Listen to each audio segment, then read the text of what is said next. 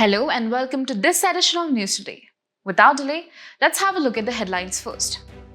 Ocean acidification breaches planetary boundary, putting marine ecosystems at severe risk, says study.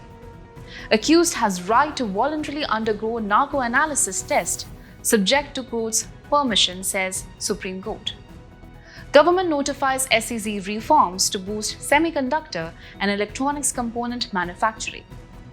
NHAI releases first ever asset monetization strategy for the road sector to drive growth. Labour Ministry study projects India's gig workforce will reach 62 million by 2047. Solar storms are causing Starlink satellites to fall from the sky. In our first news for the day, ocean acidification has now breached the planetary boundary, putting marine ecosystems at severe risk, reveals a recent study. Ocean acidification refers to the reduction in the pH of the ocean over an extended period, caused primarily by the uptake of carbon dioxide from the atmosphere. Often described as the evil twin of global warming or the other CO2 problem, it is now emerging as a critical environmental threat. To understand this further, it's important to first grasp the concept of planetary boundaries. These are natural limits for key global systems, such as climate, water, and wildlife, beyond which these systems can no longer maintain a healthy planet. Alarmingly, ocean acidification has now surpassed one such boundary. The Planetary Boundaries Framework identifies key Earth system processes that must be maintained within a safe operating space. Climate change, driven by rising CO2 concentrations and radiative forcing, extends beyond the safe zone. The boundary from novel entities such as synthetic chemicals and plastics is also significantly transgressed. Biosphere integrity is under threat, particularly at the functional and genetic levels, while land system change exceeds safe limits. Biogeochemical flows of phosphorus and nitrogen have also crossed critical thresholds. Freshwater change, especially concerning blue water use, shows signs of risk. In contrast, boundaries related to stratospheric ozone depletion, atmospheric aerosol loading, and ocean acidification remain within or near the safe space, though ocean acidification is approaching the boundary. Now, let us look at the ocean acidification process. When carbon dioxide from the atmosphere dissolves in the ocean, it forms aqueous carbon dioxide. This dissolved CO2 subsequently reacts with water to form carbonic acid. In turn, carbonic acid breaks down into bicarbonate ions and hydrogen ions.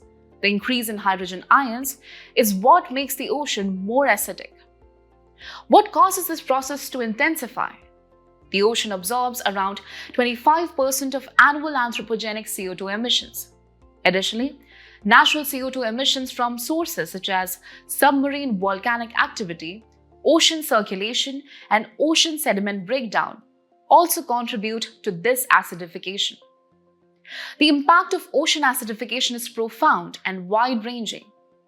Acidic waters cause the dissolution of calcium carbonate structures, thereby affecting marine organisms such as corals, shellfish, and plankton. This leads to broader ecosystem alterations undermining fisheries and coastal protection. Furthermore, ocean acidification harms phytoplankton, which in turn reduces the ocean's overall productivity. It also has indirect effects on cloud formation by impacting the production of dimethyl sulfide by phytoplankton. DMS is a sulfur compound that acts as a cloud condensation nucleus, facilitating the formation of cloud droplets, and any reduction in its production can further disrupt climate regulation. In summary, as the planetary boundary for ocean acidification is breached, the cascading risks to marine ecosystems, climate stability, and human well-being become ever more urgent. Moving on, the Supreme Court has ruled that an accused person has a right to voluntarily undergo a narco-analysis test, subject to the court's permission. This significant ruling was delivered in the case of Amlesh Kumar versus State of Bihar. To understand this, let us first know what narco-analysis involves. It is a technique where barbiturates or other chemicals, often sodium pentothal, are administered to lower a person's inhibitions, with the aim of encouraging them to reveal information and emotions more freely. Now coming to the case, the Supreme Court in its judgment overturned the Patna High Court's order that had allowed police to conduct narco-analysis tests on all accused in a dowry harassment case involving a missing woman. The court observed that this was erroneous.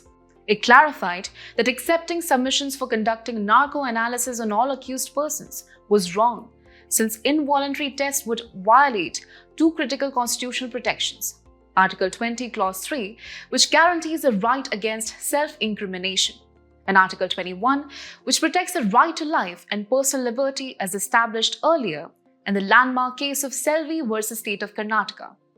Further, the judgment emphasized that voluntary narco-analysis reports cannot be directly admitted as evidence.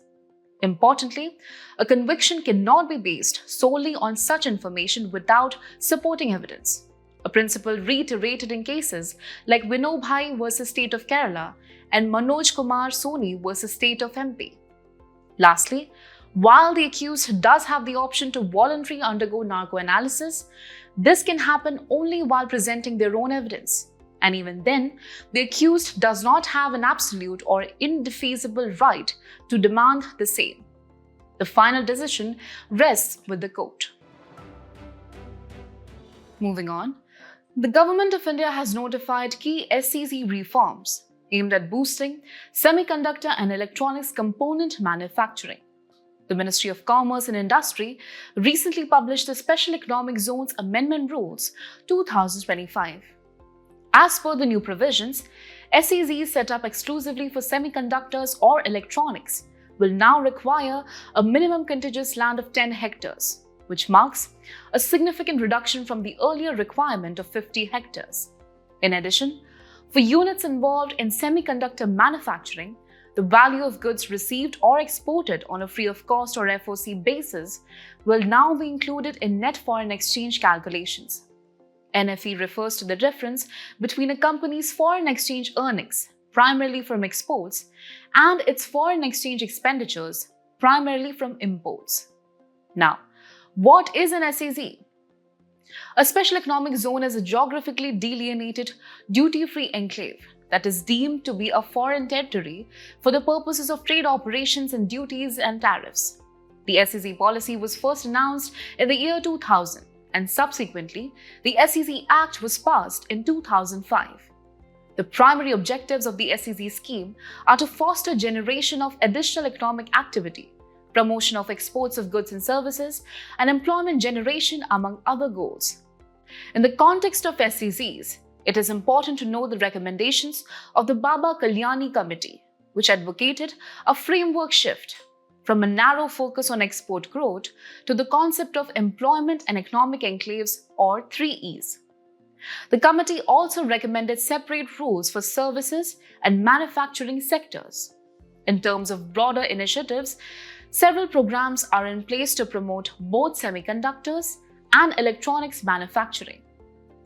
For semiconductors, India is implementing the Semicon India program, which includes 4 key schemes such as the Scheme for Setting Up of Semiconductor Fabs in India and the Design Linked Incentive Scheme. In addition, the government is undertaking the modernization of the semiconductor laboratory in Mohali. For electronics manufacturing, there are multiple targeted efforts.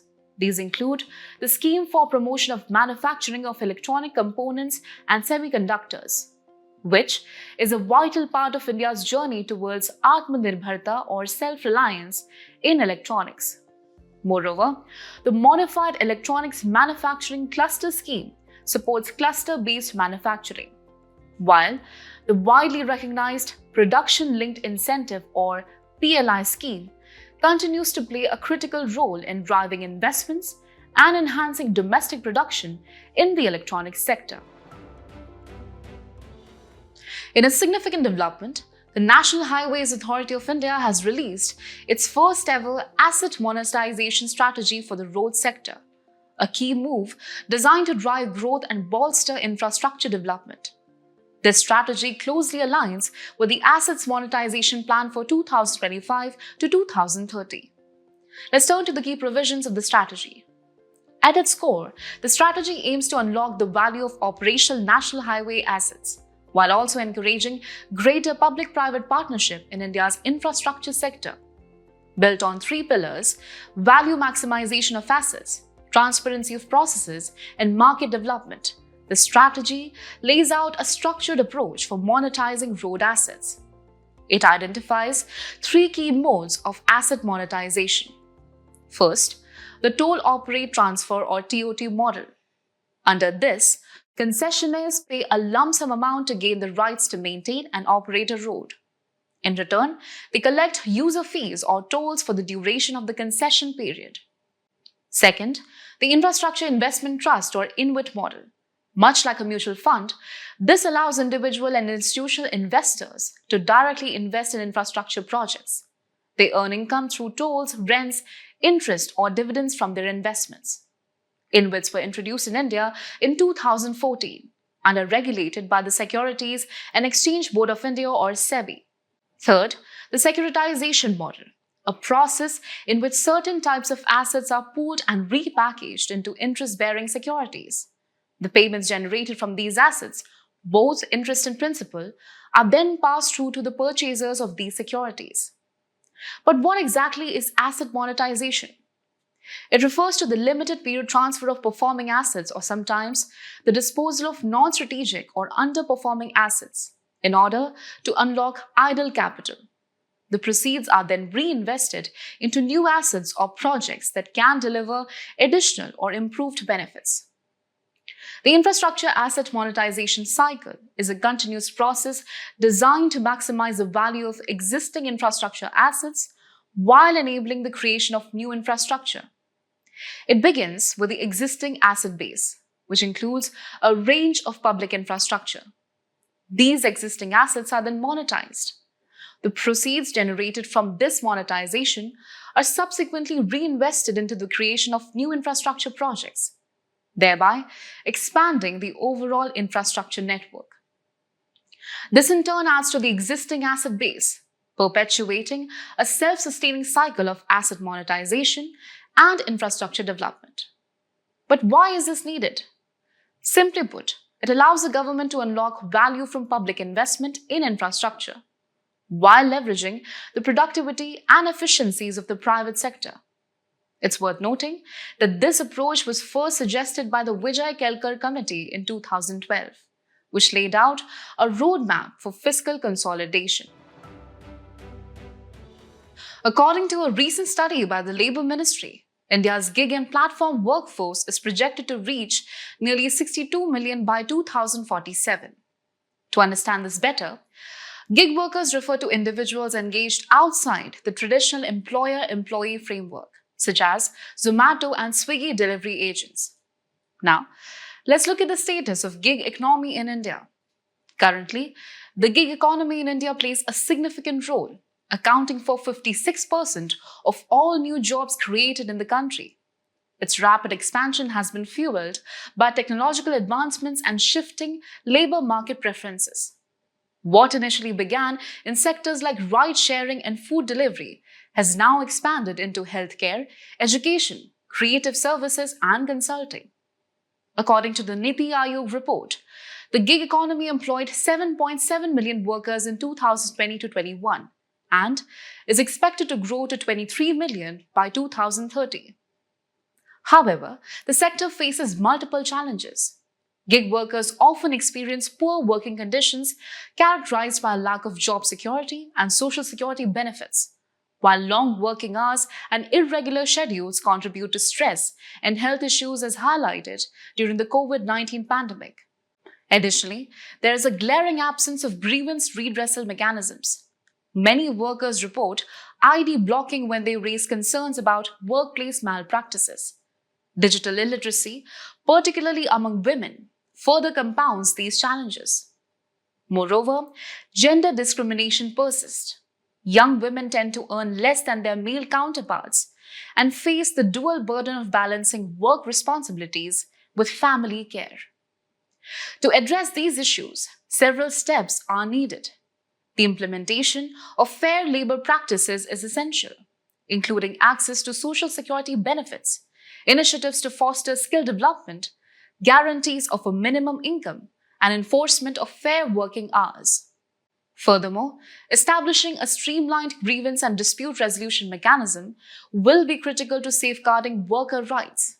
Lastly, the creation of a statutory national registry for gig workers would help formalize this emerging workforce and ensure better policy oversight. Solar storms are causing Starlink satellites to fall from the sky. In fact, 523 Starlink satellites have been lost between 2020 and 2024, the years that coincide with the peak of the current solar cycle. Now, what exactly is a solar cycle? It is an approximately 11-year cycle that tracks the rise and fall of activity on the sun's surface. This cycle influences the sun's magnetic field, triggers solar flares, coronal mass ejections, and impacts overall space weather. During this peak period, powerful geomagnetic storms caused by the sun's eruptions have significantly increased atmospheric drag. This heightened drag forces satellites to re-enter the Earth's atmosphere faster than expected, as has been the case with the Starlink losses. Such events have sparked concerns over both atmospheric pollution and the growing threat of space debris or space junk. But what exactly is space debris? It refers to all non-functional man-made objects including fragments and elements in Earth's orbit or re-entering Earth's atmosphere. According to the ESA Space Environment Report 2025, there are an estimated 1.2 million objects larger than 1 centimeter, large enough to cause catastrophic damage. The main sources of space debris are on-orbit breakups and collisions between space objects. The potential consequences are serious. Space debris can damage satellites, disrupt communication and navigation systems, and even pose risks to astronauts. Additionally, there's a risk of the so-called Kessler syndrome, a scenario where debris collisions generate even more debris, eventually making certain orbits unusable. Recognizing these dangers, global and national initiatives are being pursued to tackle the problem. Internationally, bodies like the Inter-Agency Debris Coordination Committee, or IADC, established in 1993, and the recently signed Zero Debris Charter by 12 countries, including Austria, Belgium, and Cyprus, are taking action. In India, efforts include the Debris-Free Space Missions, or DFSM 2030, ISRO's System for Space and Sustainable Operations Management, and Project Netra, short for Network for Space Object Tracking and Analysis. As space activity continues to accelerate, managing the growing challenge of space debris will be critical to ensuring a safe and sustainable space environment for all. In today's Personality in News, we turn our focus to Bhagwan Birsa Munda. The Prime Minister recently paid tribute to him on the occasion of his Martyrs' Day. Born in 1875 in Ulihatu village on the Chota Nagpur plateau of Jharkhand, Birsa Munda, fondly known as Dharti Aba or Father of the Earth, was a revered tribal freedom fighter and social reformer from the Munda tribe. Now, let's turn to his key contributions. He led the Munda Rebellion or Ul Gulan or the Great Tumult between 1899 and 1900. A major tribal uprising against British colonial rule and exploitative policies. Birsa also founded a new religious sect called Birsayat and campaigned against social evils such as alcoholism, witchcraft, and sorcery, while promoting awareness about cleanliness. His legacy embodies the values of bravery, scientific temperament, justice, and leadership, inspiring generations to come. As we conclude today's main news, let's have a look at some quick updates. The Quality Council of India commemorated World Accreditation Day 2025 on June 9th. It's a global initiative by International Laboratory Accreditation Corporation and the International Accreditation Forum to promote the value of accreditation. UN General Assembly has declared 2026 as the International Year of the Woman Farmer. The aim is to highlight the crucial role of women farmers in food security, nutrition, and poverty eradication, and promote gender equality and empower women. NTPC ties up with Sustainable Energy for All or SC for All for Energy Transition Roadmap. SC for All was launched by former UN Secretary General Ban Ki-moon in 2011. The global mandate is to accelerate progress on the energy transition in emerging and developing countries. Union Minister for Finance chaired 6th meeting of the Governing Council of the National Investment and Infrastructure Fund, which was created in 2015. It is a collaborative investment platform for international and Indian investors. Its Governing Council is headed by the Finance Minister. Scientists have developed a new method to extract nickel, which is energy efficient and cuts direct carbon dioxide emissions by up to 84% compared with the current practice. Nickel is a lustrous, silvery white metal which is hard, ductile, and exhibits a mixture of ferrous and non-ferrous metal properties. Scientists at Germany's Wendelstein 7X stellarator achieved a record fusion performance by heating plasma to 30 million degrees Celsius. Stellarators are fusion reactors that use magnetic fields to confine plasma in a donut-shaped torus, creating conditions for fusion.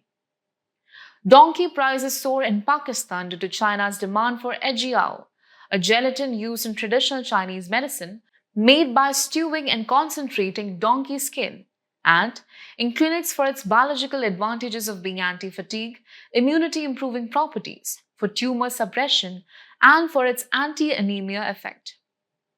Indian astronaut Subhanshu Shukla will take tardigrades to the International Space Station for an experiment. Tardigrades, also known as water bear or moss piglet, is half a millimeter long 8-legged segmented micro-animal and can endure extreme hot and cold temperature levels.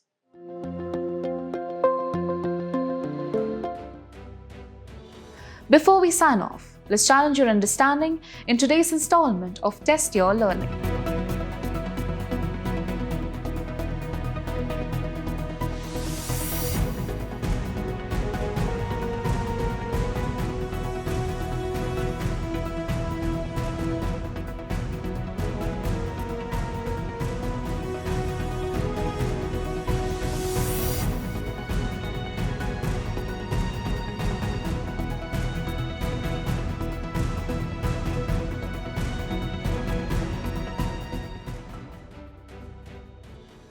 Thank you for joining us. We hope you found this episode of News Today engaging.